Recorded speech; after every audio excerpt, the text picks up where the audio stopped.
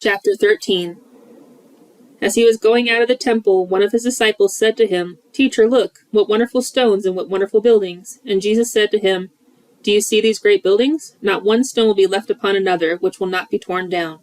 As he was sitting on the Mount of Olives opposite the temple, Peter, James, John, and Andrew were questioning him privately.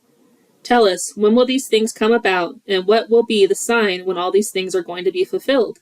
And Jesus began to say to them, "See to it that no one misleads you. Many will come in my name, saying, 'I am he,' and they will mislead many.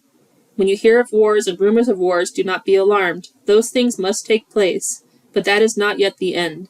For nation will rise up against nation, and kingdom against kingdom.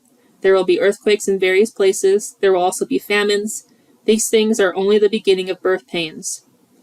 But be on your guard, for they will hand you over to the courts, and you will be flogged in the synagogues, and you will stand before governors and kings for my sake, as a testimony to them. And the gospel must first be preached to all the nations.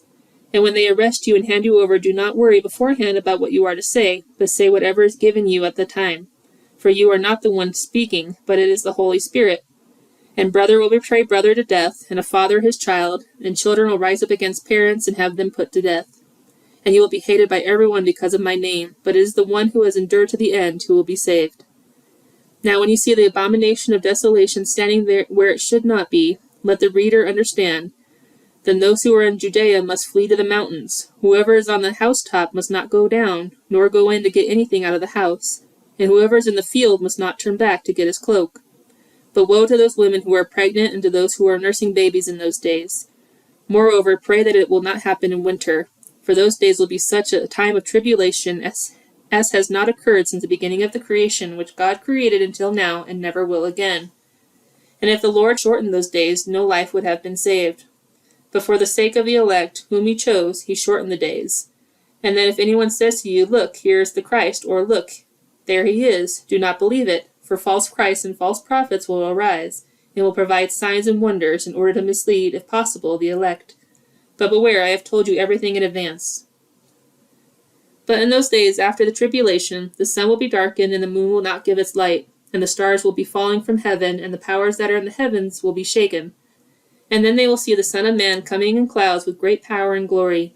And then he will send forth the angels, and will gather together his elect from the four winds, from the end of the earth to the end of the heaven. Now learn the parable from the fig tree. As soon as its branch has become tender and sprouts its leaves, you know that summer is near. So you too, when you see these things happening, recognize that he is near, right at the door. Truly I say to you, this generation will not pass away until all these things take place.